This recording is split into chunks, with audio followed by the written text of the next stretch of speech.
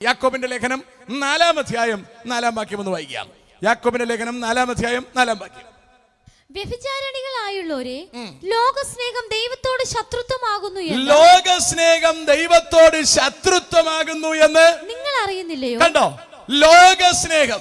നിങ്ങളിൽ ഏറെക്കുറെ ഉള്ളവരും ആഭരണം ധരിച്ച് തമിഴ്നാടിന്റെ സ്റ്റൈലിൽ ഇരിക്കുകയാണ് എന്ന് ഞാൻ മനസ്സിലാക്കുന്നു. തമിഴ്നാട്ടിലും നിങ്ങളെ എന്താ പറയുക, മഹാരാഷ്ട്രയിലും നിങ്ങളെ അനുവദിച്ചിരിക്കുന്നു എന്ന കാര്യം നല്ലതായിരിക്കട്ടെ. പക്ഷെ നിങ്ങളിത് ധരിക്കുന്നത് ദൈവസ്നേഹത്തിലാണെങ്കിൽ നല്ലതാണ്, ലോകസ്നേഹത്തിലാണെങ്കിൽ നിങ്ങൾ ദൈവത്തിന്റെ ശത്രുവാണ്.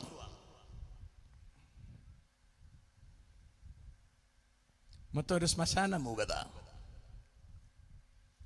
സ്തോത്രം.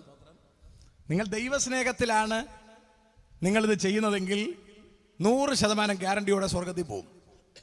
അതാര് പറഞ്ഞാലും, ബൈബിൾ പറയുന്നതാണ് ഞാൻ പറയുന്നത്, എൻ്റെ അഭിപ്രായം പറയുകയല്ല.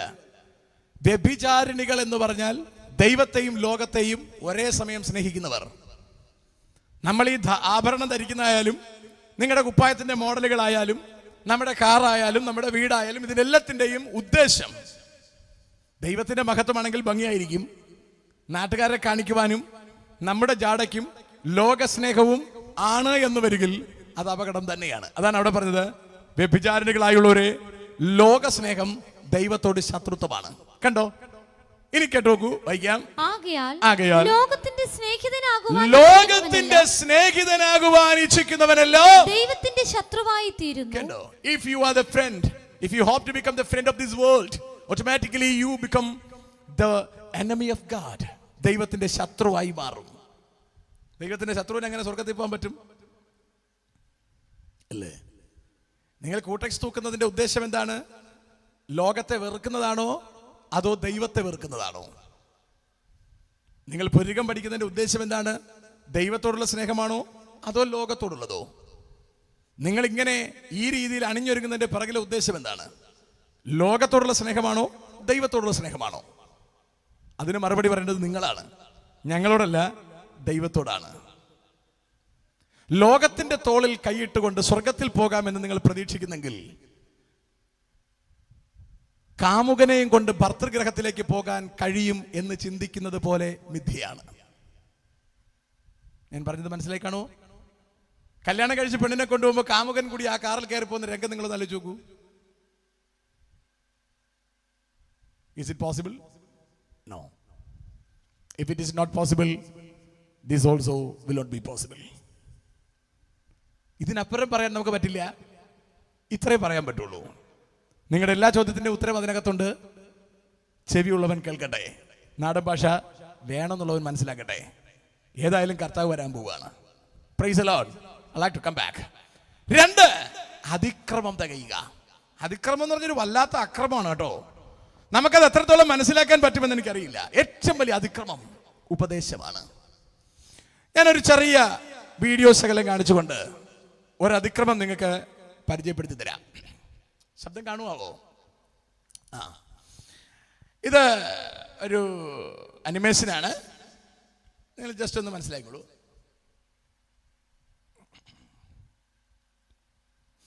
ഇത് ഒരു തെരുവാണ്. ശബ്ദം വരുന്നില്ലല്ലോ.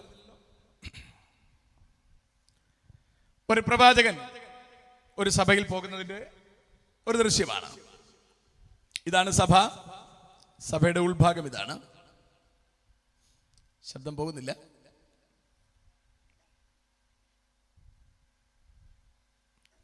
സഭയുടെ ഉൾഭാഗമാണ്. നിങ്ങൾ ജസ്റ്റ് അത് കണ്ടോളൂ. ഇവിടെ എല്ലാം ഓക്കെയാണ്. കണ്ടോ, അവിടെ പ്രസംഗം നടക്കുകയാണ്. ഇത് ചർച്ചിന്റെ ഇൻസൈഡ് ആണ്. ശബ്ദം നിങ്ങൾ ടെൻഷൻ പിടിക്കണ്ട. ഇതൊരു പ്രവാചകൻ ഇരിക്കുകയാണ്.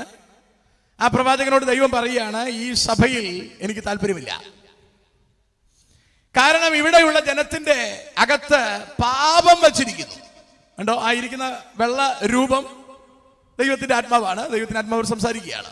എനിക്ക് സഭയോട് താല്പര്യമില്ല, കാരണം ഇവിടെ പാപം ജനത്തിന്റെ ഹൃദയത്തിലുണ്ട്. എല്ലാ ആൾക്കാരും ഇങ്ങനെ സന്തോഷമായിട്ടിരിക്കുകയാണ്. അപ്പൊ അവിടെ അയാൾ പറയാം, ഞാൻ നിന്റെ കണ്ണൊന്ന് തുറക്കാം, നീ അത് നോക്കി കാണണം. പ്രവാചകനോട്, സഭയ്ക്കകത്തിരിക്കുന്ന ആളോട് ദൈവത്തിന്റെ ആത്മാവ് പറയാണ്, ഓപ്പൺ യുവർ ഐസ്, ഞാൻ നിന്റെ കണ്ണ് തുറന്നു തരാൻ പോവുകയാണ്, നീ ദയവായിട്ട് ഒന്ന് നോക്കി കാണണം എന്താണ് സഭയ്ക്കകത്ത് സംഭവിക്കുന്നത്. Okay.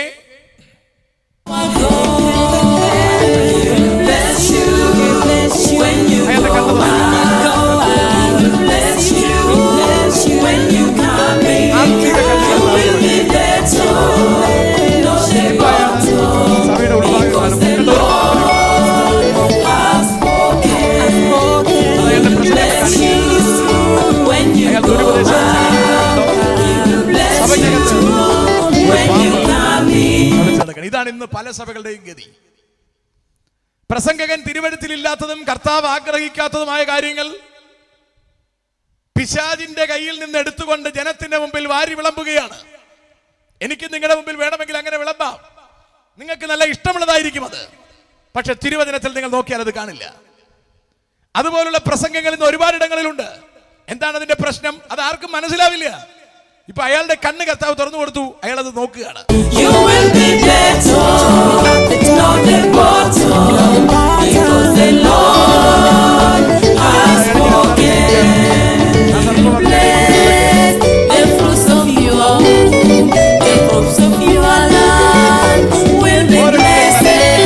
Whatever you put your hand will be blessed, because Almighty God has spoken.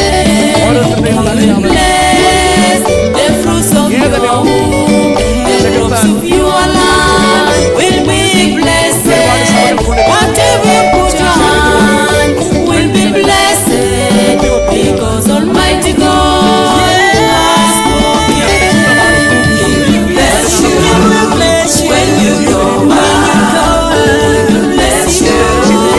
When you come in, you will be better. Know the bottom, because the Lord has blessed you. Bless you. When you go out, He will bless you.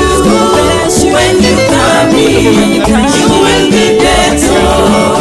Know the bottom, because the Lord has spoken. Blessed is he who doesn't walk in the counsel of the ungodly, neither he stands in the way of sinners, but he delights in the law of God. He meditates day and night.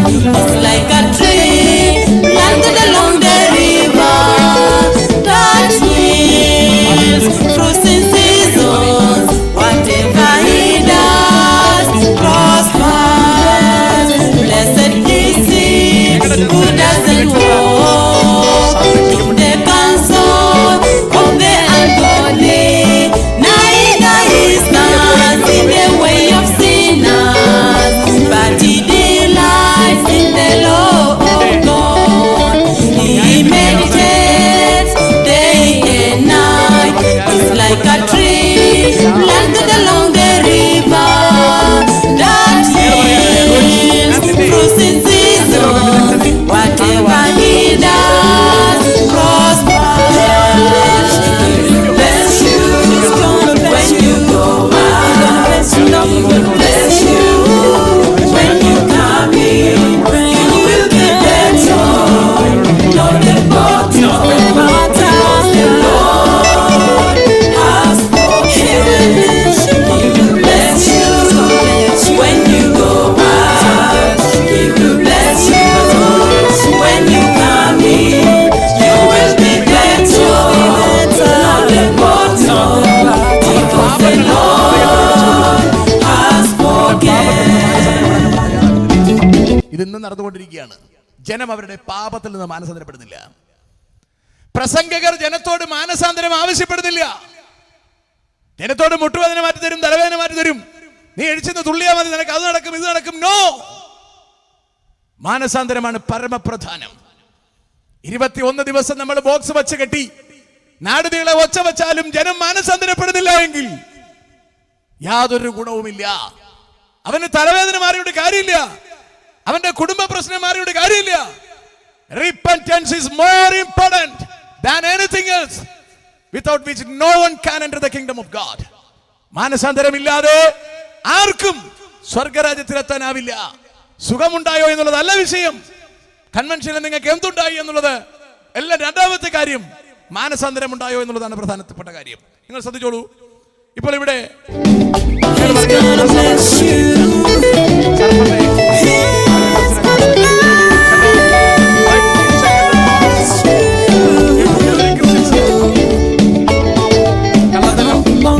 വിമർശനം, സംശയം, അവിശ്വാസം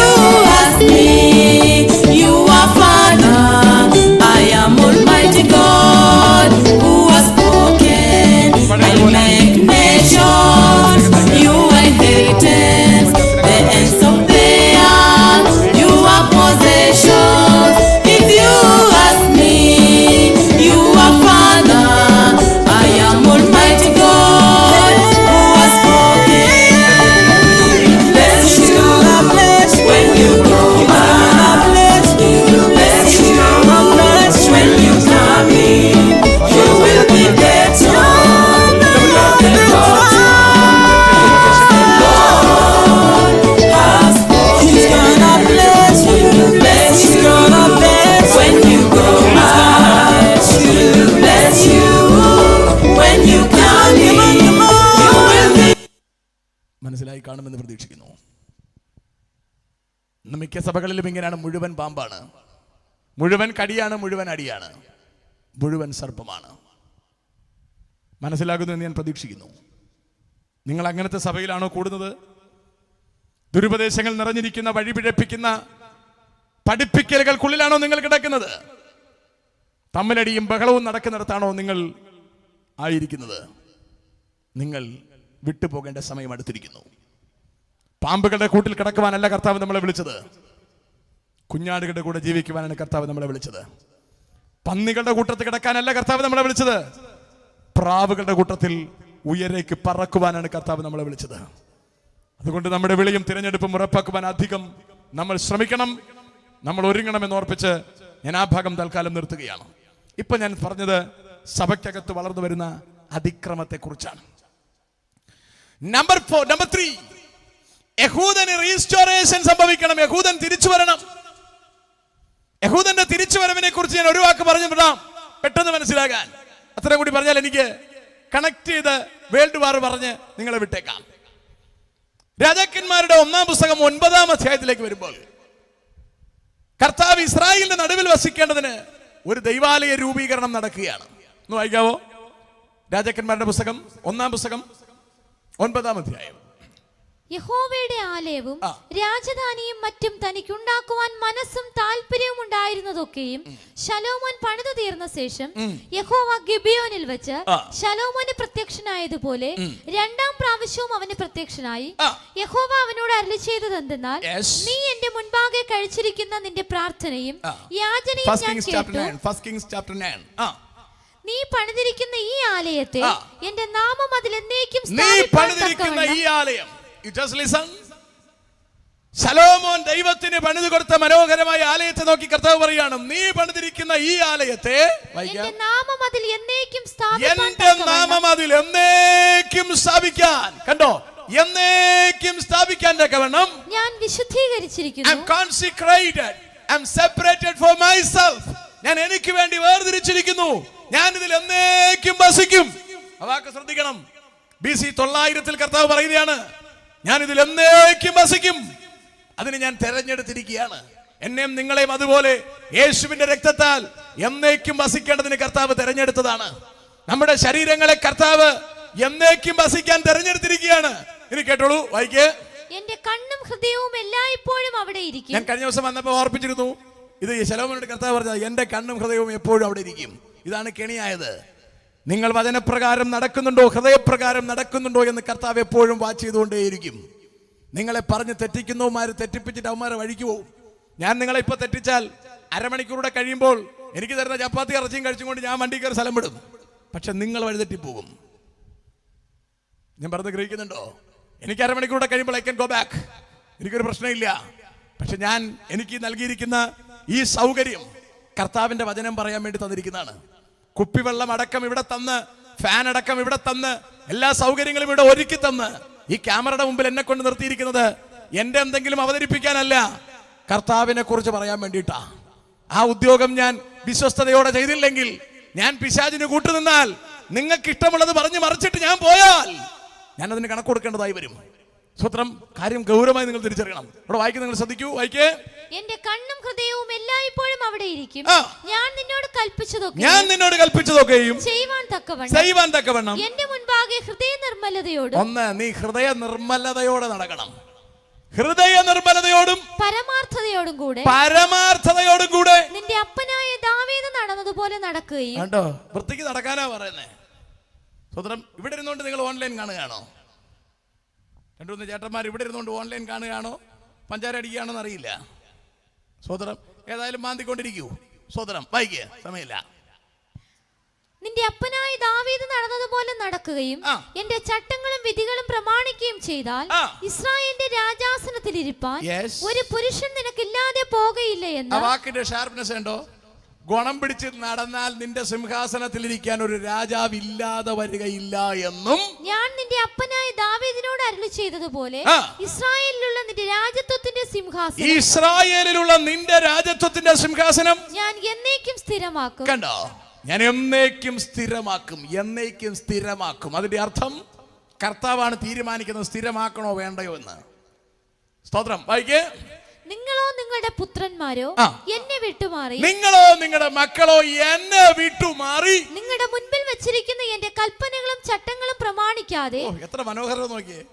എന്നെ വിട്ടുമാറി നിങ്ങളുടെ മുമ്പിൽ വച്ചിരിക്കുന്ന കൽപ്പനകളും നിയമങ്ങളും പാലിക്കാതെ ചെന്ന് അന്യ ദൈവങ്ങളെ സേവിച്ച് നമസ്കരിച്ചാൽ ഞാൻ ഇസ്രായേലിന് കൊടുത്തിരിക്കുന്ന ദേശത്ത് നിന്ന് അവരെ പറിച്ചു കളയും.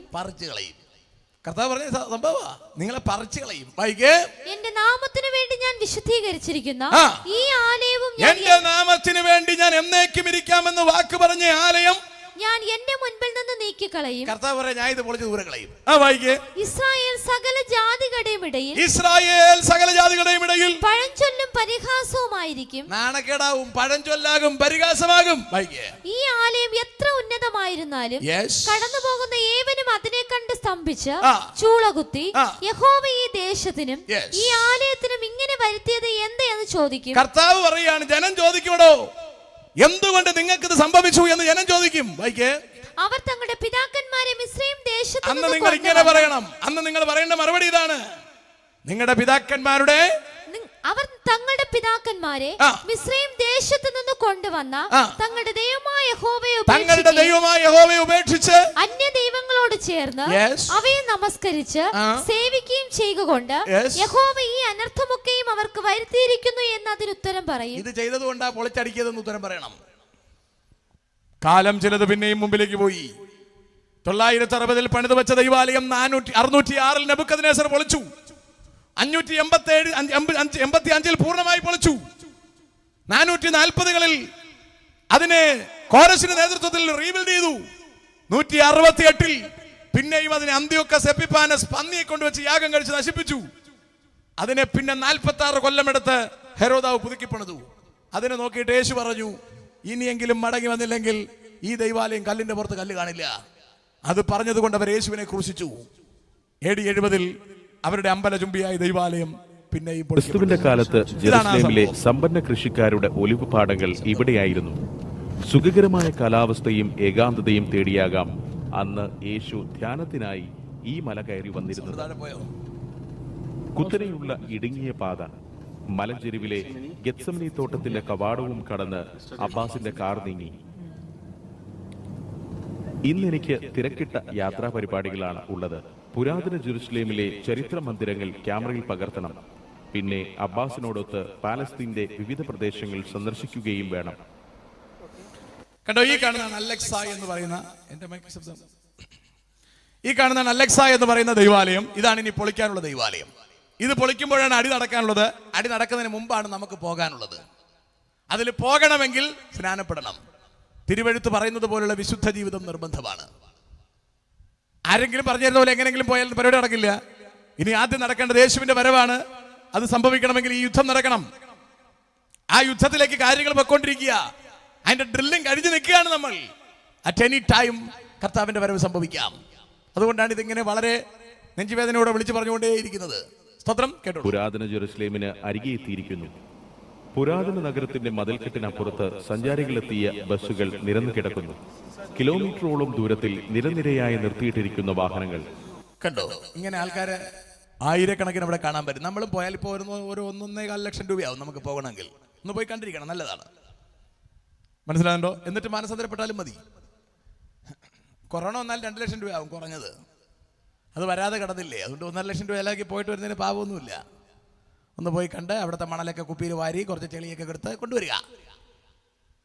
സ്വതന്ത്രം. അതെ, സംഘർഷമൊഴിയുന്ന നാളുകളിൽ ജെറുസലേമിലെ കാഴ്ച ഇതാണ്. ഞങ്ങളുടെ കാർ ഡൂം ഗേറ്റിന് മുന്നിലെത്തി. അത് സൗകര്യപ്രദമായ ഒരിടത്ത് പാർക്ക് ചെയ്ത് ഞങ്ങൾ ഇറങ്ങി നടന്നു. മതിൽക്കെട്ടിനുള്ളിലൂടെ നടക്കുമ്പോൾ താഴെ തകർക്കപ്പെട്ട ജെറുസലേം ദേവാലയത്തിന്റെ അവശിഷ്ടങ്ങൾ കാണാം. ഇസ്രായേലിലെ പ്രധാനപ്പെട്ട ഒരു ആർക്കിയോളജിക്കൽ സൈറ്റാണ് ഇന്നിത്. ലോകമെമ്പാടുമുള്ള അന്ന് കർത്താവ് പറഞ്ഞ എന്താ? എന്റെ നാമം ഇവിടെ എന്നേക്കും ഇരിക്കും. ഇപ്പൊ എന്തായി? ഒരു ആർക്കിയോളജിക്കൽ സൈറ്റായി. കണ്ടോ, ഒരു ആർക്കിയോളജിക്കൽ സൈറ്റായി. കർത്താവ് നമ്മുടെ ആലയത്തെ എന്നേക്കും ഇരിക്കാനും ഏത് വിഷയത്തിനും പരിഹാരം കൊടുക്കാനുമായി പണിത ദൈവാലയമാണ്. ഇസ്രായേലിന്റെ അഭ്യാസം കാരണം അതിനെ ആർക്കിയോളജിക്കൽ സൈറ്റാക്കി മാറ്റിയിട്ട് എൻ്റെയും നിങ്ങളുടെയും ശരീരത്തെ കർത്താവ് തൻ്റെ രക്തത്താൽ വീണ്ടെടുത്ത് നമ്മുടെ ശരീരത്തിനകത്ത് വസിക്കുവാൻ കർത്താവിന് കൃപ തോന്നി. Praise the Lord. ജൂതജനത്തിന്റെ ആത്മാവിലെ നൊമ്പരമാണ് ഈ കാഴ്ച. ക്രിസ്തുവിന് മുൻപ് 960 സോളമൻ രാജാവ് പണിത ജൂതക്ഷേത്രം ഇവിടെയായിരുന്നു. BC 597 നെബുക്കദ് നസറിന്റെ നേതൃത്വത്തിൽ ഈ നഗരം പിടിച്ചടക്കിയ ബാബിലോണിയക്കാരാണ് ക്ഷേത്രം ആദ്യം അഗ്നിക്കിരയാക്കിയത്. ഏതാനും ദശാബ്ദങ്ങൾക്ക് ശേഷം സോളമന്റെ ക്ഷേത്രം പുനർനിർമ്മിക്കപ്പെട്ടു. പക്ഷേ ദുർവിധി അവസാനിച്ചിരുന്നില്ല. ദുർവിധി എന്നാണ് അവർ പറയുന്നത്. ചരിത്രം പറയുന്ന ദുർവിധി എന്നാണ്. ദുർവിധി അല്ല. കർത്താവ് എന്താ പറഞ്ഞേ? ഇത് പൊളിച്ചു കളയുമ്പോൾ നാട്ടുകാർ ചരിത്രം പറയാൻ വരും. അപ്പൊ അവർക്ക് പറഞ്ഞ് മനസ്സിലാക്കി കൊടുക്കണം, ഈ മിസ്രൈമിൽ നിന്ന് അവരെ കൊണ്ടുവന്ന ദൈവത്തെ വിട്ടിട്ട് തോന്നിയ ദൈവങ്ങളുടെ പുറകെ പോയത് കൊണ്ട് ഇത് സംഭവിച്ചെന്ന് പറഞ്ഞു കൊടുക്കണം. അത് സന്തോഷത്തിന് അറിയില്ല. അതുകൊണ്ടാണ് പുള്ളി അങ്ങനെ പറഞ്ഞിരിക്കുന്നത്. ഇത് ദുർവിധി അല്ല, കയ്യിലിരിപ്പ് കൊണ്ട് വാങ്ങിച്ചു കൂട്ടിയതാണ്. സ്തോത്രം. AD 70 ക്ഷേത്രം വീണ്ടും തകർക്കപ്പെട്ടു. അന്നു മുതൽ ഇതിന്റെ പുനർനിർമ്മാണം ജൂതജനതയുടെ സ്വപ്നമാണ്. അൽ അക്സ ലക്ഷ്യമാക്കി ഞാൻ നടന്നു. സഞ്ചാരികളും ടൂർ ഗൈഡുകളും എല്ലാമായി കുറേയേറെ ആളുകൾ രാവിലെ തന്നെ അവിടേക്ക് നീങ്ങുന്നുണ്ട്. അൽ അക്സയും ഡോം ഓഫ് ദി റോക്കുമെല്ലാം കർശന സുരക്ഷാ വലയത്തിലാണ്. മെറ്റൽ ഡിറ്റക്ടറിനകത്തുകൂടി വേണം ആ ഭാഗത്തേക്ക് കടക്കാൻ. പരിശോധനകൾ കഴിഞ്ഞിറങ്ങുന്നത് ഒരു മരവേലിയുടെ അരികിലേക്കാണ്. മരം കൊണ്ട് നിർമ്മിച്ച ഒരു മേൽപ്പാലം. ഇതിലൂടെയാണ് അൽ അക്സയുടെ മുറ്റത്തെത്തുക. നല്ല നീളമുള്ള ഒരു ഇടനാഴി.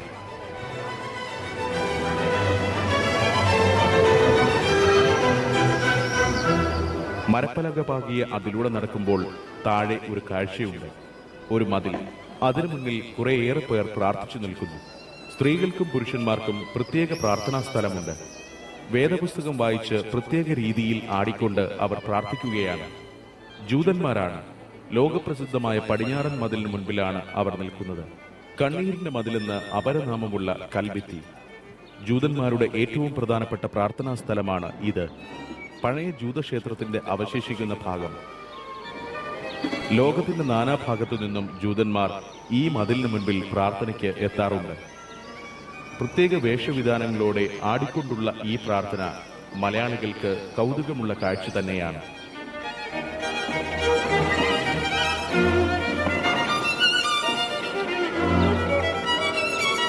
കറുത്ത കോട്ടും തൊപ്പിയും ധരിച്ചവർ റബ്ബികളാണ്. ഹീബ്രു വേദം പഠിച്ച് വൈദിക പട്ടം നേടിയവർ.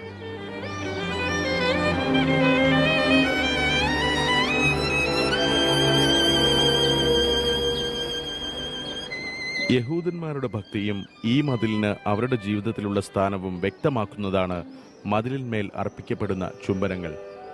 തെല്ലൊരു കൗതുകത്തോടെ ഞാൻ ആ കാഴ്ച കണ്ടുനിന്നു.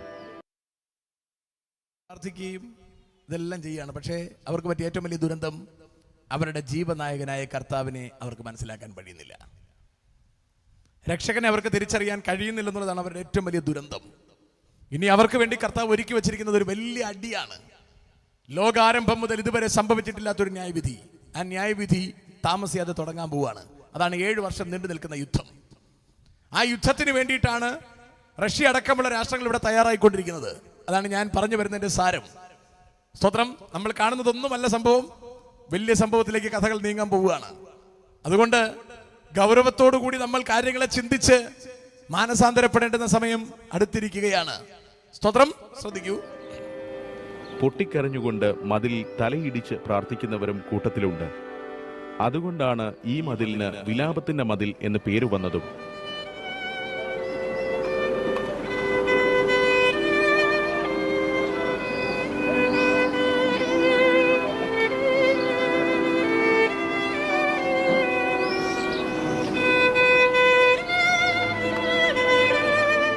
മതിലിന് മുൻപിൽ വേദപുസ്തക വാക്യങ്ങൾ ഉരുവിട്ടുള്ള പ്രാർത്ഥന മാത്രമല്ല നടക്കുന്നത്. ചിലർ പ്രാർത്ഥനാ ശകലങ്ങൾ എഴുതിയ കടലാസു തുണ്ടുകൾ മതിലിന്റെ വിടവുകളിൽ തിരികെ വയ്ക്കുന്നു.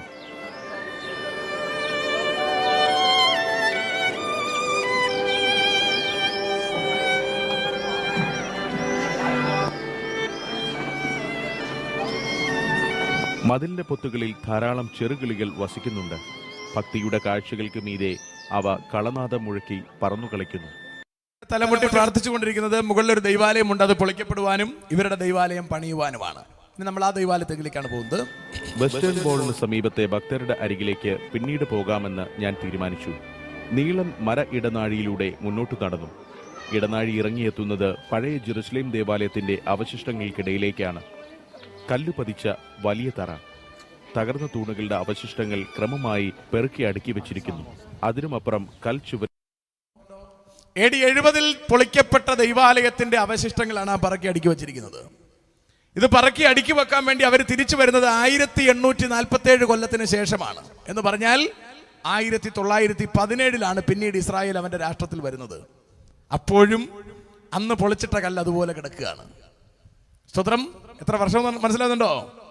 1847 കൊല്ലത്തിന് ശേഷം. AD 70 പൊളിച്ചതാണ്. 1917 ഇസ്രായേൽ പിന്നെ തിരിച്ചു വരുന്നത്. അപ്പോഴും പൊളിച്ചിട്ടത് അതുപോലെ അവിടെ കിടക്കുന്നു. അവർ പറക്കി അടുക്കി വെച്ചിരിക്കുക. പക്ഷെ ഒരു പ്രശ്നം, അവിടെ ഒരു ദൈവാലയം കൂടി ഉണ്ടായിരിക്കുകയാണ്. അതെങ്ങനെ വന്നു? നരച്ച താഴികക്കുടവുമുള്ള അൽ അക്സ ദേവാലയം. ഞാൻ അൽ അക്സയുടെ മുന്നിലേക്ക് ചെന്നു. ജെറുസലേമിലെ ഏറ്റവും വലിയ മോസ്കാണ് അൽ അക്സ. ഒരേ സമയം 5000 ആളുകൾക്ക് പ്രാർത്ഥിക്കുവാനുള്ള സൗകര്യം ഇവിടെയുണ്ട്. ലോക മുസ്ലിങ്ങളുടെ പ്രധാനപ്പെട്ട ഒരു പുണ്യസ്ഥലമാണ് ഇത്. ഈ ദേവാലയം സ്ഥിതി ചെയ്യുന്നിടത്തു നിന്നുമാണ് മുഹമ്മദ് നബി ഗബ്രിയേൽ മാലാഖയാൽ അനുഗതനായി സ്വർഗത്തിലേക്ക് പോയത് എന്നാണ് വിശ്വാസം. ഇതൊക്കെ ചുമ്മാതാണ്. നബി മുകളിലോട്ടൊന്നും പോയിട്ടില്ല. അയാളുടെ ശവകുടീരം മക്കേ കിടപ്പുണ്ട്. അയാൾ മേളിലോട്ട് പോയി ചുമ്മാ പലതൊക്കെ പറഞ്ഞ് ഇവരിങ്ങനെ ആൾക്കാരെ കൺഫ്യൂസ്ഡ് ആക്കുന്നതാണ്. ഇനി ഒരു കഥ കൂടി, ചരിത്രം കൂടി പറഞ്ഞ് ഞാൻ ആ ഭാഗം ക്ലോസ് ചെയ്യാണ്. AD 70 ഇസ്രായേലിന്റെ ദൈവാലയം തകർക്കപ്പെടുകയും അവിടെയുള്ള ആൾക്കാരെ കൊല്ലുകയും മിച്ചം ആൾക്കാരെ നാട് കടത്തുകയും ചെയ്തു. അപ്പോൾ കുറച്ച് സ്ത്രീകളെ അവരവിടെ ഉപേക്ഷിച്ചു. ആ സ്ത്രീകൾ അവിടെ ഒരു ചെറിയൊരു ഷെഡ് ഉണ്ടായിരുന്നു. ആ ഷെഡിൽ വന്ന് പ്രാർത്ഥിക്കുമായിരുന്നു. ദിവസങ്ങൾ ചിലത് കഴിഞ്ഞു. അവിടെയുള്ള അറബികൾ ആ സ്ത്രീകളുമായി ചേർന്ന് ജീവിച്ചു. അവർക്ക് മക്കൾ ജനിച്ചു. പിന്നെ അവിടെ ഏകദൈവം എന്നും പറഞ്ഞ് അവരിങ്ങനെ പ്രാർത്ഥിച്ചു പോകുമായിരുന്നു. AD 70 കഴിഞ്ഞു, AD 100 കഴിഞ്ഞു, 200 കഴിഞ്ഞു, 300 കഴിഞ്ഞു, 400 കഴിഞ്ഞു, 500 കഴിഞ്ഞു. അപ്പൊ തലമുറകൾ പലതായി. 500 കഴിയുമ്പോഴാണ് മുഹമ്മദ് നബി വരുന്നത്. നബി വന്നു കഴിഞ്ഞപ്പോ ഏകദൈവ വിശ്വാസത്തിൽ ഉറച്ചുകൊണ്ട് ഖുറൈശി ദൈവമായ അല്ലാഹുവിന്റെ പേരിൽ ഒരു പുതിയ മതമുണ്ടായി. അതിന്റെ പേരാണ് ഇസ്ലാം. അന്നുണ്ടായ സമ്മർദ്ദത്തിന്റെ പേരിൽ ഇവിടെ ഉണ്ടായിരുന്ന ഈ ജനം ഇസ്ലാം മതം സ്വീകരിച്ചു. യഹൂദ മതത്തിന്റെ എല്ലാ പശ്ചാത്തലവും ഇവർക്കുണ്ട്. യഹൂദന്മാരെ വഴിപിഴപ്പിക്കുക എന്ന ഉദ്ദേശത്തോടു കൂടിയാണ് ഇവർ വരുന്നതും. ക്രിസ്ത്യാനികളെ തെറ്റിക്കുക എന്നുള്ള ഉദ്ദേശവും ഇദ്ദേഹത്തിനുണ്ട്. അതാണ് നബി മരിക്കുമ്പോൾ ഒരു യഹൂദ സ്ത്രീ വിഷം കൊടുത്താണ് നബി മരിക്കുന്നത്. ചാവാൻ നേരത്തെ അയാൾ പറയുന്നത് ക്രിസ്ത്യാനികളെയും യഹൂദന്മാരെയും വച്ചേക്കരുതെന്നാണ്. അതുകൊണ്ടാണ് ഇപ്പോൾ അവരുടെ ആൾക്കാര് മാക്സിമം ആൾക്കാരെ കൊല്ലാൻ വേണ്ടിയിട്ടുള്ള തീരുമാനവുമായിട്ട് നടക്കുന്നത്. അതുകൊണ്ടാണ് എനിക്ക് നിങ്ങളോട് പറയാനുള്ളത്, തയ്യാറായിക്കോണം കയറി പോവാൻ. ആ മുസ്ലിങ്ങളോട് ചേർന്ന് നിൽക്കുന്ന ഒരു ഗ്രൂപ്പാണ് റോമൻ കാത്തലിക്.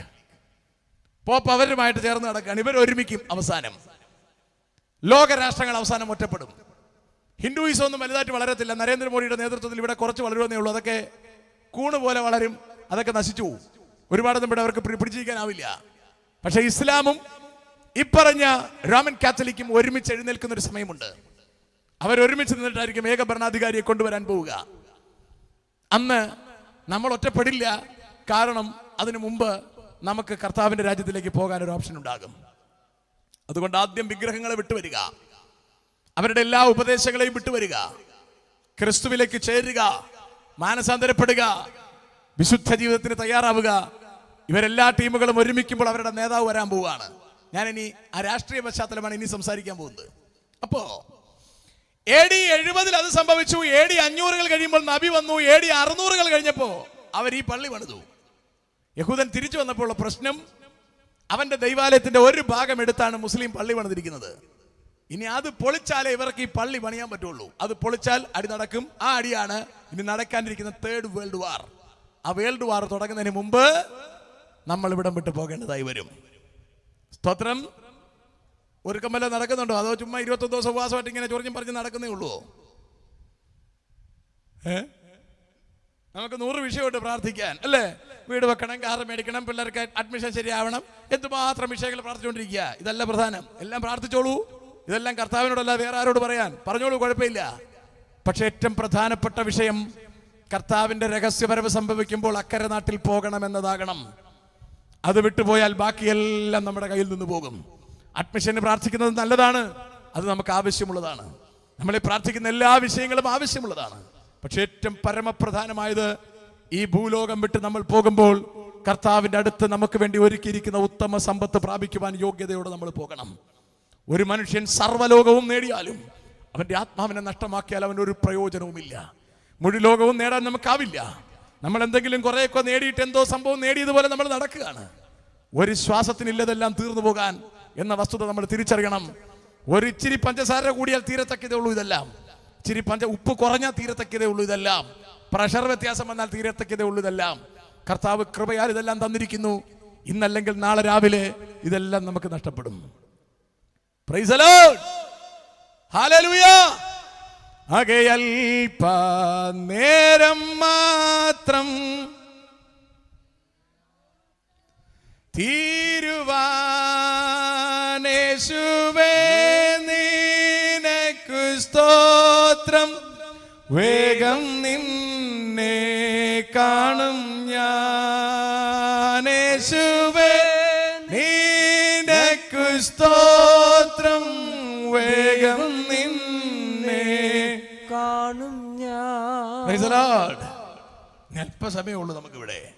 ഒരുപാട് കാലമുണ്ടെന്ന് വെച്ച് ചട്ടം കെട്ടി നമ്മൾ ജീവിക്കേണ്ട. എത്രയും വേഗം നമ്മൾ യാത്ര പോകാനുള്ളവരാണ്. സ്തോത്രം. വളരെ വേഗം ഞാൻ രാഷ്ട്രീയ വ്യവസ്ഥിതി കൂടി പറയാൻ പോവുകയാണ്. നെബൂഖദ്നേസർ രാജാവ് ഒരു ദിവസം ഉറങ്ങാൻ വേണ്ടി പോകുമ്പോ അയാൾക്ക് ഹൃദയത്തിൽ ചുമ്മാതൊരു ചിന്ത, കർത്താവേ ഞാൻ ചത്തു കഴിഞ്ഞാൽ എന്ത് സംഭവിക്കും? കർത്താവ് നെബൂഖദ്നേസറിന് ഒരു സുന്ദരൻ സ്വപ്നം കാണിച്ചു കൊടുത്തു. വളരെ ശ്രദ്ധിച്ചിരിക്കണം, കഥ പറയാൻ പോവുകയാണ്.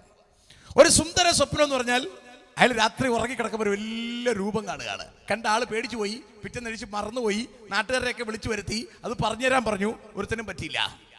പിന്നെ കർത്താവ് ദാനിയേലിനെ പറഞ്ഞു വിടുന്നു. ദാനിയേൽ പറഞ്ഞു കൊടുക്കാണ്, രാജാവേ അങ്ങ് കണ്ടത്, ഞാൻ 2-ാം അധ്യായമാണ് ഇപ്പൊ പറയുന്നത്, നിങ്ങൾ പിന്നെ വീട്ടിൽ പോയിട്ട് വായിച്ചാൽ മതി. ദാനിയേൽ പ്രവചനം 2-ാം അധ്യായം. അങ്ങ് കണ്ടത് വലിയൊരു ബിംബമാണ്. രാജാവ് ഉറങ്ങാൻ പോയപ്പോൾ ഹൃദയത്തിൽ ചിന്തിച്ചത് ഇതാണ്, രാജാവ് ചത്തു കഴിഞ്ഞാൽ എന്ത് സംഭവിക്കും? ഇപ്പൊ പിണറായി ചിന്തിക്കുന്നത് പോലത്തെ ഒരു ചിന്ത അല്ലേ? അതുകൊണ്ടൊന്നും സംഭവിക്കാതിരിക്കാനാണ് മരുമകനെ കൊണ്ടുവന്നിട്ടുള്ളത്. വലിയ പ്രശ്നം ഉണ്ടാവില്ലെന്ന് പ്രതീക്ഷിക്കാം അല്ലേ?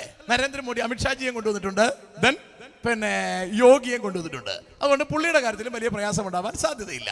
സ്വതന്ത്രം പലരെയും ടെൻഷൻ പിടിപ്പിക്കുന്ന അതാണ്, എന്റെ കാലം കഴിയുമ്പോൾ എന്ത് സംഭവിക്കും? അതുപോലെ ലോകത്തിന്റെ വൻപൻ രാജ്യത്തിന്റെ സാമ്രാജ്യത്തിന്റെ സാമ്രാട്ടായിരുന്ന നെബൂഖദ്നേസറിന്റെ ചുമ്മാ അതൊരു ചിന്ത, what will happen after my death? എന്റെ മരണശേഷം എന്ത് സംഭവിക്കും? കർത്താവ് കാണിച്ചു കൊടുത്തതാണ് വലിയൊരു പ്രതിമ. അതിന്റെ തല പൊന്നുകൊണ്ടുള്ളത്, നെഞ്ചും കൈയും വെള്ളി കൊണ്ടുള്ളത്, അരയും വയറും താമ്രം കൊണ്ടുള്ളത്, കാൽ ഇരുമ്പ് കൊണ്ടുള്ളത്, കാൽപാദം ഇരുമ്പും കളിമണ്ണും കൊണ്ടുള്ളത്. എന്ന് പറഞ്ഞാൽ വ്യത്യസ്ത വിഗ്രഹങ്ങൾ, പ്രതിമകൾ കൊണ്ടുള്ളത്, അല്ലെങ്കിൽ ലോഹങ്ങൾ കൊണ്ടുള്ളത്. രാജാവ് നോക്കിക്കൊണ്ടിരിക്കുമ്പോൾ കൈ തൊടാതൊരു കല്ല് പറഞ്ഞു വന്നു, അതിന്റെ കാലയിൽ അടിച്ചിട്ട് അത് മൊത്തം ധൂളിയായി പറന്നുപോയി. ആ കല്ല് ഒരു മഹാപർവ്വതമായി വലുതായി. അപ്പൊ സ്വാഭാവികമായും ഇത്തരത്തിലൊക്കെ സ്വപ്നം കണ്ടാൽ നമ്മൾ ഞെട്ടിപ്പോവാൻ സാധ്യതയുണ്ട് അല്ലേ? അങ്ങനെ ഇവിടെ നെബൂഖദ്നേസർ രാജാവും ഒന്ന് ഞെട്ടി. ആ സംഭവത്തിന്റെ അർത്ഥം കർത്താവ് ഇവിടെ പറഞ്ഞു കൊടുക്കുകയാണ് വളരെ മനോഹരമായിട്ട്. ഒന്ന്, രാജാവ് കണ്ട ബിംബത്തിന്റെ തല പൊന്നുകൊണ്ടുള്ളത് അത് രാജാവ് തന്നെ, അല്ലെങ്കിൽ തിരുമനസ് തന്നെ. നമ്പർ 2, അതിന്റെ നെഞ്ചും കൈയും വെള്ളി കൊണ്ടുള്ളത് അത് രാജാവിന്റെ കാലശേഷം വരാൻ പോകുന്ന മേദ്യോ പേർഷ്യ എന്ന സാമ്രാജ്യമാണ്. അതിനുശേഷം മൂന്നാമതൊരു സാമ്രാജ്യം വരും, ഗ്രീസ്. അലക്സാണ്ടറുടെ ഗ്രീസ് യവനായ സാമ്രാജ്യം. അത് ലോകം മുഴുവൻ ഭരിക്കുമെന്ന് പറഞ്ഞു. അതുപോലെ അയാൾ ഭരിച്ചു. അതിനുശേഷം ഒരു റോമാ സാമ്രാജ്യത്തെ കുറിച്ച് പറഞ്ഞു, ഇരുമ്പ് പോലെ ബലമുള്ള ഒരു റോമാ സാമ്രാജ്യം. ഇതും പിൽക്കാലത്ത് വന്നു. നിങ്ങൾ ഒന്നറിയണം, നെബൂഖദ്നേസറിനോട് കർത്താവ് പ്രവചനം പറഞ്ഞത്, നമ്മൾ ഇന്ന് ഇവിടെ നിൽക്കുമ്പോൾ ഇതിന്റെ കാൽപാദം മാത്രം വന്നാൽ മതി, ബാക്കിയെല്ലാം സംഭവിച്ചു. എന്റെ അർത്ഥം എന്താണ്? പുസ്തകത്തിൽ പറഞ്ഞിരിക്കുന്ന ഒന്നിലും മാറ്റമില്ലെന്നാ. അതുകൊണ്ട് റോമൻ കാത്തലിക്സ് പറയുന്നത് ബൈബിൾ വലിയ കാര്യമൊന്നുമില്ല, പാരമ്പര്യമാണ് കാര്യം. കാരണം അവനറിയാം ഇതിനകത്തുള്ളത് സത്യമാണെന്ന്. ഇതിനെ തള്ളിപ്പറഞ്ഞാലേ അവന്റെ ഇടപാട് നടക്കുള്ളൂ. മനസ്സിലാവുന്നുണ്ടോ? തിരുവഴുത്തിൽ പറഞ്ഞിരിക്കുന്ന സിംഹഭാഗവും പണ്ട് പ്രവചനമായിരുന്നു, പക്ഷെ ഇന്ന് അത് ചരിത്രമായിക്കൊണ്ടേയിരിക്കുകയാണ്. എന്ന് പറഞ്ഞാൽ ഇത് വളർന്നുകൊണ്ടേയിരിക്കുകയാണ്, ഇത് ജീവിക്കുന്ന ഗ്രന്ഥമാണ്. സ്തോത്രം. ഇനി ഏറ്റവും ഒടുവിൽ കാല് പാദം ഇരുമ്പ് കൊണ്ടുള്ളത് അതൊരു ഭിന്ന രാജ്യത്വമാണ്. ഇതാണ് ഇപ്പോൾ നമ്മൾ കണ്ടുകൊണ്ടിരിക്കുന്ന ഡെമോക്രസി. രാഷ്ട്രീയവും മതവുമാണ് ആ കാണുന്ന ഇരുമ്പും കളിമണ്ണും. അതാണ് ഇന്ന് ഭരിച്ചുകൊണ്ടിരിക്കുന്നത്. മോഡിയൊക്കെ എത്തിയപ്പോൾ നമുക്ക് കറക്റ്റ് മനസ്സിലായി അല്ലേ? എന്താണ് രാഷ്ട്രീയം? BJP ആണ് രാഷ്ട്രീയം. എന്താണ് മതം? ഹിന്ദുയിസമാണ് മതം അല്ലേ? അല്ല, പണ്ട് മറ്റേ അപ്പൂപ്പനൊക്കെ ഇരുന്നപ്പോൾ, തലയെക്കെട്ടൊക്കെ ഇരുന്നപ്പോൾ നമുക്കിത് എന്താണെന്ന് പോലും അറിയത്തില്ലായിരുന്നു അല്ലേ? ഉമ്മൻചാണ്ടിയൊക്കെ ഇവിടെ ഭരിച്ചുകൊണ്ടിരുന്നപ്പോൾ എന്താണ് പാർട്ടി, എന്താണ് മതം നമുക്ക് അറിയത്തില്ലായിരുന്നു. ഇപ്പൊ നമുക്ക് കൃത്യമായിട്ട് മനസ്സിലായി. മുസ്ലിം ലീഗാണ് ഇവിടെ, ലീഗാണ് അല്ലെങ്കിൽ ഇസ്ലാമാണ് ഇവിടെ ഭരിച്ചുകൊണ്ടിരിക്കുന്നത്. ഇവിടുത്തെ മതം മുസ്ലിമാണ്. അത് ആര് ഭരിച്ചാലും, കോൺഗ്രസ് ഭരിച്ചാലും കമ്മ്യൂണിസ്റ്റ് ഭരിച്ചാലും BJP അടുത്തിടയ്ക്കൊന്നും കേരളത്തിൽ ഭരിക്കാൻ പോകുന്നുമില്ല. കാര്യങ്ങൾ നിങ്ങൾക്ക് മനസ്സിലാകുന്നു എന്ന് ഞാൻ പ്രതീക്ഷിക്കുന്നു. മനസ്സിലാകുന്നുണ്ട് ഞാൻ ഈ പറയുന്നത്. എന്തിനാ ഇതിങ്ങനെ പൊളിച്ചു പറഞ്ഞിരുന്നത് അറിയാവോ? കഥ ശരിക്കറിയണം. ഇനി ഒരുപാട് കഥ കണ്ടോണ്ടിരിക്കാനില്ല. ഈ മുഴുവൻ ഭൂമിയും പിശാചിന്റെ കയ്യിലേക്ക് കർത്താവ് കൊടുത്തിരിക്കുകയാണ്. തന്റെ മക്കളെ കൊണ്ടുപോകാൻ മാത്രം കർത്താവ് ഒരു കാഹളം ധ്വനിപ്പിക്കും. ആവലോടെ കാത്തിരിക്കുന്നവർക്ക് മാത്രം അക്കരെ നാട്ടിൽ പോകാം, ബാക്കി എല്ലാവരും കൈവിടപ്പെട്ടു പോകും. അറ്റ് ലാസ്റ്റ് കൈതൊടാത്ത കല്ല് വരാൻ പോകുന്ന സമയം മുഴുവൻ പ്രതിമ ഒരുമിച്ച് വരണം. നമ്മുടെ മോഡി ഭരണത്തിലെത്തിയതോടുകൂടി നമുക്ക് ലോക രാഷ്ട്രങ്ങളുമായി നല്ല ടൈപ്പായി. ഇതുവരെ ഇല്ലാതിരുന്ന ഒരു ടൈപ്പ്. അത് അങ്ങനെ വന്നത് അങ്ങനെ ഉണ്ടാവണം. ലോക രാഷ്ട്രങ്ങൾ മുഴുവൻ ഇതുപോലെ ഒരുമിക്കണം. ഒരുമിക്കുമ്പോൾ കൈതൊടാത്ത കല്ല് താഴേക്ക് വരണം. കണ്ടോ, ഇപ്പൊ രാഷ്ട്രങ്ങൾ ഒരുമിച്ചുകൊണ്ടിരിക്കുക. കല്ല് താഴേക്ക് വരുന്നതിന് മുമ്പ് നമുക്ക് സ്വർഗത്തിലേക്കുള്ള യാത്രയാണ്. കാര്യത്തിന്റെ ഒരു ബ്രീഫ് ഐഡിയ എങ്കിലും കിട്ടിയവർക്ക് ഒരു സ്വതന്ത്രം പറയാവോ? Thank you Jesus. ഇനി ഞാൻ ഒരു പടം കൂടി കാണിക്കാം. എന്ന് പറഞ്ഞാൽ ദാനിയേൽ കണ്ട ദർശനം ഒന്ന് മനസ്സിലാവാൻ വേണ്ടിയിട്ടാണ്. ഇത് രണ്ടും അർത്ഥം ഒന്ന് തന്നെ, നിങ്ങൾക്ക് മനസ്സിലാവാൻ വേണ്ടി പറയുന്നത് മാത്രമേ ഉള്ളൂ. ദാനിയേൽ കണ്ട ദർശനം 4 മൃഗങ്ങളാണ്. അത് ദാനിയേൽ പ്രവചനം 7-ാം അധ്യായമാണ്. 1-ാമത്തെ മൃഗം സിംഹം. അത് ബാബിലോണിനെ സൂചിപ്പിക്കുകയാണ്. ബാബിലോൺ. സ്വത്രം വിശദീകരണം തൊടുന്നേ ഇല്ല. ബാബിലോണിനെ സൂചിപ്പിക്കുകയാണ്. ഇതിന്റെ മലയാളം പുസ്തകം എന്റെ കയ്യിലുണ്ട്. നിങ്ങൾക്ക് താല്പര്യമുണ്ടെങ്കിൽ നേരത്തെ നമ്പർ എഴുതിയെടുത്തിട്ടുണ്ടെങ്കിൽ യു ക്യാൻ കോൺടാക്ട് മീ. വീട്ടിൽ അയച്ചു തരും. സ്വത്രം അതിന്റെ പൈസ ഗൂഗിൾ പേ ചെയ്താൽ മതി. ഓക്കെ, നമ്പർ എൻ്റെ എടുത്തിട്ടില്ലെങ്കിൽ പാസ്വേഡ് ചോദിച്ചാൽ മതി. എന്നിട്ട് വിളിച്ചാൽ. മലയാളം അറിയാന്നുള്ളവർ, തമിഴ് മാത്രമേ അറിയാന്നുള്ളവർ വെറുതെ വിളിക്കണ്ട. No use at all. Okay, തിരിച്ചു വരാം. അപ്പോൾ 1-ാമത്തെ മൃഗം സിംഹത്തിന് സദൃശ്യം. 2-ാമത്തേത് മേദ്യ പേർഷ്യ കരടിക്ക് സദൃശ്യം. അത് 3 വാരിയല്ലുകളൊക്കെ കടിച്ചു പിടിച്ചുകൊണ്ട് കയറി വരുന്ന ഒരു വലിയ മൃഗം. 3-ാമത്തേത് പുള്ളിപ്പുലിക്ക് സദൃശ്യം. അത് ഗ്രീസ് സാമ്രാജ്യത്തെ കുറിക്കുന്നു. അലക്സാണ്ടർ ദ ഗ്രേറ്റിന്റെ ഗ്രീസ് സാമ്രാജ്യം. അത് പിന്നീട് 4 സാമ്രാജ്യമായി മാറുന്നു. അതാണ് 4 ചിറകുകൾ. 4 സാമ്രാജ്യ നേതാക്കന്മാർ. അതെല്ലാം കൂടി പറഞ്ഞ് നിങ്ങളെ എന്താ പറയാ പിന്നെ കൺഫ്യൂസ്ഡ് ആക്കണ്ട. ദ ലാസ്റ്റ് വൺ റോമ സാമ്രാജ്യം. സ്തോത്രം. അതിന് 10 കൊമ്പുകൾ ഉള്ളതായി അവിടെ കാണിക്കുന്നുണ്ട്. കണ്ടോ, ഇത് ദാനിയേൽ കാണുന്ന ദർശനമാണ്. അടുത്ത് ഈ 580കളിലാണ് ഈ ദർശനം കാണുന്നത്. AD 90 ആകുമ്പോൾ, 96 ആകുമ്പോൾ ഇവിടെ കണ്ട മൃഗത്തിന്റെ തലയിൽ ഒരു ചെറിയ കൊമ്പിനെ കാണിച്ചിട്ടുണ്ട്. ഒരു ചെറിയ കൊമ്പ്. ഓക്കെ, അതിന് മനുഷ്യന്റെ കണ്ണുപോലെ കണ്ണൊക്കെയുള്ള പിന്നെ ഒരു കൊമ്പ്. ഈ 10 കൊമ്പിന്റെ ഇടയ്ക്ക് ഒരു കൊമ്പ് കയറി വരുമെന്ന് 580 പറഞ്ഞു. AD 96 ആയപ്പോ ഈ കൊമ്പിനെ ഒരു മൃഗമായി കാണിച്ചു കൊടുത്തു യോഹന്നാന്. മനസ്സിലായോ? 580 ദാനിയേൽ കാണുമ്പോൾ ഈ മൃഗത്തിന്റെ തലയിൽ ഒരു ചെറിയ കൊമ്പ് കാണിച്ചു കൊടുത്തു. പക്ഷേ AD 96 ആകുമ്പോൾ യോഹന്നാന് ഈ ചെറിയ കൊമ്പിനെ മൃഗമായി കാണിച്ചു കൊടുത്തു. എന്ന് പറഞ്ഞാൽ കുറച്ചുകൂടെ വ്യക്തമാക്കി കാണിച്ചു കൊടുത്തു. അതാണ് ഇപ്പൊ നമ്മൾ കണ്ടുകൊണ്ടിരിക്കുന്ന ഈ സാധനം. മനസ്സിലുണ്ടോ? എന്ന് പറഞ്ഞാൽ ലോക രാഷ്ട്രങ്ങൾ ഒരുമിക്കുന്ന ഈ രംഗം. അതിനകത്ത് നമ്മുടെ മോഡി അടക്കം ഉണ്ട്. എല്ലാ രാഷ്ട്രങ്ങളും ഒരുമിക്കുന്നു എന്ന് പറഞ്ഞാൽ ഇവർക്ക് അധികാരവും കിട്ടുന്നത് പിശാചിനാലാണ്. ഇത് വെളിപ്പാട് പുസ്തകം 12-13 അധ്യായങ്ങളിലെ വിശദീകരണമാണ്. സമയത്തിന്റെ കുറവ് കാരണം ശ്വാസം എനിക്ക് ഇനിയും കിട്ടാത്തത് കൊണ്ട് ഞാൻ അവസാനിപ്പിക്കാൻ പോവുകയാണ്. മനസ്സിലാണ്ടോ? ഇതേ കണക്ക് ഇനിയും കുറേ നേരം കൂടെ നിന്നാൽ എനിക്ക് നാളെ രാവിലെ പ്രസംഗിക്കാൻ പറ്റാതെ വരും. അപ്പോൾ എനിക്ക് നാളെ രാവിലെ പ്രസംഗിക്കണം. നിങ്ങൾക്ക് ഇന്ന് രാത്രി വീട്ടിൽ പോയിട്ട് നാളെ രാവിലെ വരണം. നിങ്ങൾക്ക് മനസ്സിലാക്കാനുള്ള കപ്പാസിറ്റി കഴിഞ്ഞു നിൽക്കുകയാണെന്ന് എനിക്ക് നല്ല ബോധ്യമുണ്ട്. ലോക രാഷ്ട്രങ്ങൾ ഒരുമിച്ച് കഴിയുമ്പോൾ അവർക്ക് പിശാചാണ് അധികാരം കൊടുക്കുന്നത്. അത് കഴിയുമ്പോൾ ഇവരിങ്ങനെ ഒരുമിച്ച് നിൽക്കും. ഇവരെ ഒരുമിച്ച് നിൽക്കുന്നത് ഇസ്രായേലിനെതിരെയാണ്. കണ്ടോ, മറ സൈഡിൽ ഇസ്രായേലാണ്. ഇങ്ങനെ ഒരുമിച്ച് നിൽക്കുമ്പോഴാണ് കൈതൊടാത്ത കല്ലായി സ്തോത്രം ഭൂമിയിലേക്ക് വരുവാൻ പോകുന്ന നമ്മുടെ കർത്താവായ യേശുക്രിസ്തുവിന്റെ പരസ്യവരവ്. മനസ്സിലാവുന്നുണ്ടോ? യേശുക്രിസ്തുവിന്റെ പരസ്യവരവ് അത് ഇസ്രായേലിനെ ചേർക്കാൻ വേണ്ടി വരുന്നതാണ്. ആ വരുന്നതിന് 7 കൊല്ലങ്ങൾക്ക് മുമ്പ് നമ്മളെ ചേർക്കാൻ കർത്താവ് വരും എന്ന് പറഞ്ഞാൽ ഈ സംഭവം നടക്കേണ്ടത് 7 കൊല്ലം കഴിഞ്ഞാണെങ്കിൽ 2009-ലാണെങ്കിൽ 2029-ലാണെങ്കിൽ അല്ലേ സ്വതന്ത്രം നമ്മൾ ഈ വർഷം കർത്താവിന്റെ വരവിനെ പ്രതീക്ഷിക്കാം. ഞാൻ പറഞ്ഞതിന്റെ അർത്ഥം നിങ്ങൾക്ക് മനസ്സിലാകുന്നുണ്ടോ?